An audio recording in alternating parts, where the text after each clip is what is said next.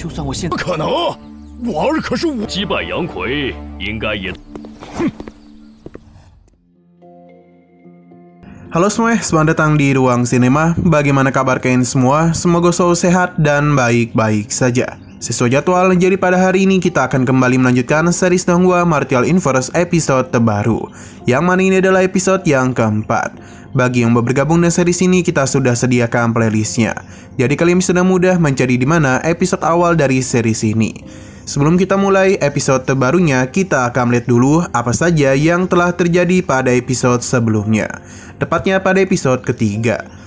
Kemarin Suho telah memberikan Feng Hao sebuah teknik bernama Gerakan Harimau, yang mana teknik ini sendiri adalah teknik hitam yang tak bisa dimiliki oleh banyak orang. Walaupun teknik ini sulit untuk dikuasai, tapi Feng Hao tidak niatan untuk menyerah. Secara perlahan namun pasti, Feng Hao sudah mulai terbiasa.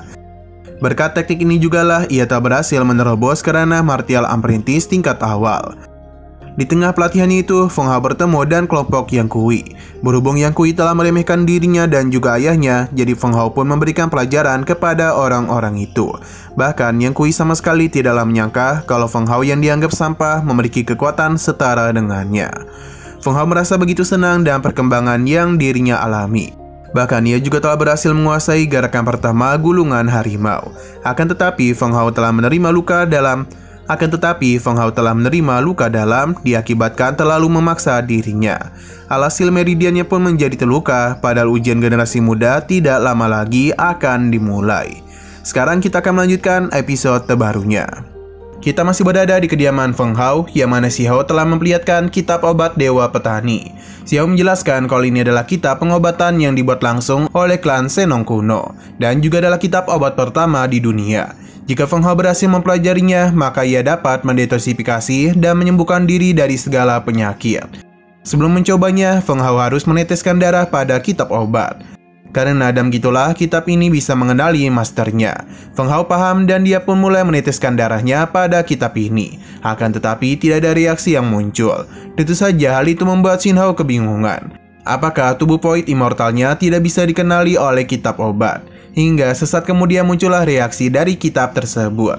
Cahaya yang menyilaukan pun menyelimuti kediaman dari Feng Hao. Semua ini tentu saja berasal dari kitab obat. Cahaya-cahaya itu pun mulai masuk ke dalam diri Feng Hao, yang seketika saja ia pun dibawa masuk untuk melihat kitab obat yang kini telah menyatu dengan dirinya.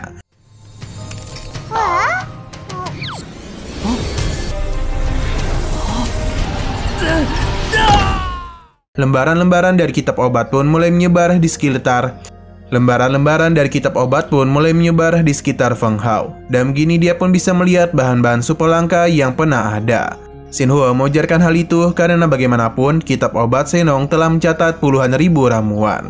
Semakin banyak pil yang Feng Hao kumpulkan, maka kekuatan obatnya akan menjadi lebih kuat. Jika Feng Hao berhasil mengumpulkan semua pil, maka ia akan menjadi kebal terhadap semua racun. Bahkan semua luka yang ia terima juga bisa disembuhkan secara instan. Si Hao pun mempersilakannya untuk menggunakan obat ini demi bisa menyembuhkan lukanya.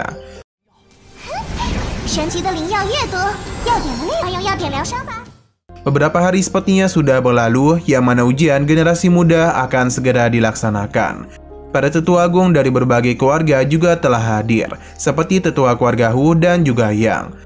Di sini, Yan Kui penasaran mengapa Feng Hao tidak kunjung datang, padahal dia itu yang membalaskan pertarungan yang sebelumnya terjadi, dan dia itu yang membuat Feng Hao berlutut di depannya.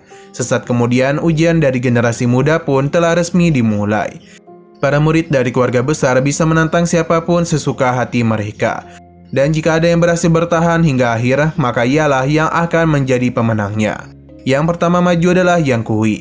Dengan begitu percaya diri, ia pun yang menantang gelar dari keluarga Fang, yang tentu dia yang bertarung dengan Feng Hao.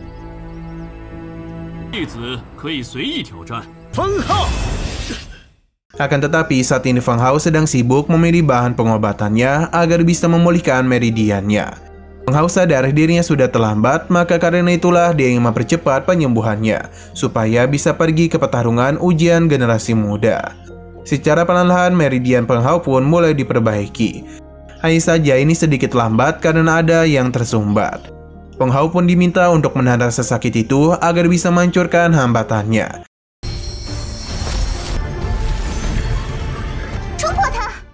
Sedangkan di arena pertarungan, waktu terus saja berjalan. Jika sampai dupa ini mati, maka Feng Hao akan didiskualifikasi.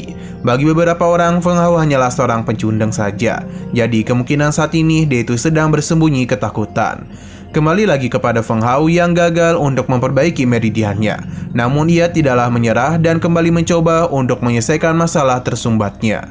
Sedangkan Feng Lei sendiri mentertawakan sepupunya itu. Sebab ia menganggap Feng Hao tidak akan pernah berubah dan akan tetap menjadi seorang sampah. Bagi Yan Kui, ia tetap menunggu kedatangan dari Feng Hao. Tapi sepertinya Feng Hao akan datang dalam waktu yang cukup lama. Karena bagaimanapun meridiannya tidak kunjung membaik. Terlebih lagi waktu semakin saja menipis. Alhasil tetua di sana pun mulai mengumumkan kalau Yan Kui telah menang karena perwakilan dari keluarga Feng tidak kunjung tiba. Ketika Yan Kui pergi, sehari jugalah Feng Hao tiba. 就算我现等一下， Kedatangannya tentu saja menarik perhatian banyak orang. Akan tetapi, Feng Lei merasa kedatangan Feng Hao tidak ada bedanya. Dan hal itu malah akan mempermalukan keluarga Feng saja.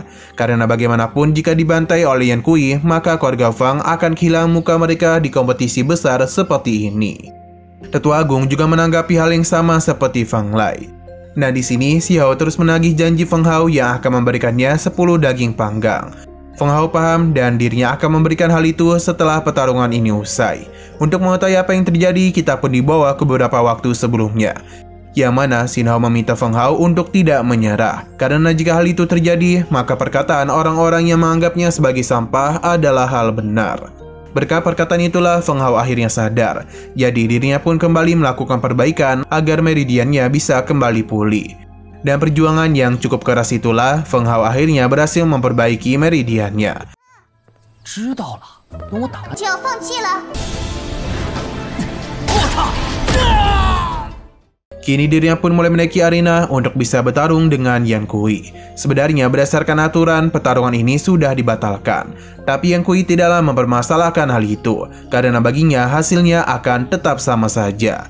Para tetua juga tidak menunjukkan sikap protes.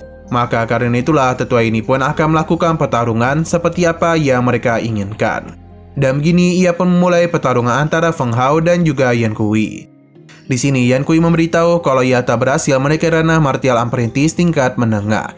Dan begitu dia yakin Feng Hao akan ketakutan. Jadi lebih baik dia itu bersujud dan meminta ampunan kepadanya. Tapi Feng Hao tidak takut dan memintanya untuk segera bertarung dengannya. Dan perasaan yang begitu kesal, Yan Kui langsung saja melancarkan serangan kepada Feng Hao. Dalam pertarungan itu, Feng Hao berhasil membuat para tetua terkejut. Tapi bagi Feng Lei, Yan Kui itu pasti sedang menahan dirinya. Pertarungan pun kembali lagi terjadi di antara mereka berdua. Bisa terlihat kalau Feng Hao dan Yan Kui memiliki ketakutan yang saling. Bisa terlihat kalau Feng Hao dan Yan Kui ini memiliki kekuatan yang saling berimbang. Yan Kui yang tidak ada niatan untuk mengalah pun mulai mempersiapkan teknik terkuatnya. Yang mana itu adalah teknik tinju milik keluarga Yang.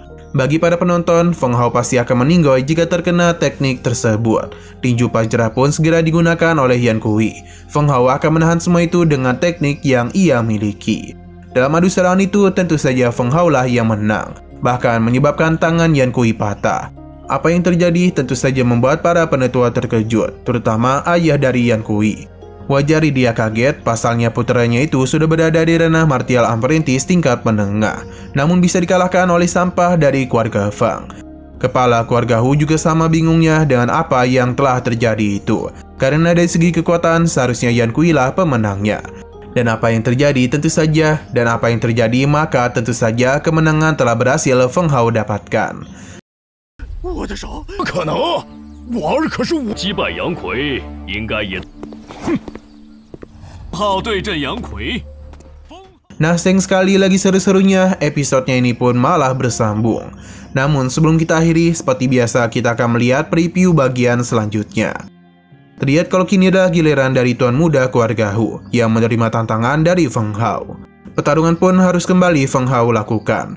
Dalam pertarungan itu, tuan muda keluarga Hu memiliki kecepatan serangan yang begitu hebat. Tapi lagi dan lagi, Feng Hao masihlah bisa mengimbanginya. Sampai akhirnya dia pun harus menerima beberapa pukulan manja yang menyebabkan Feng Hao harus batuk darah.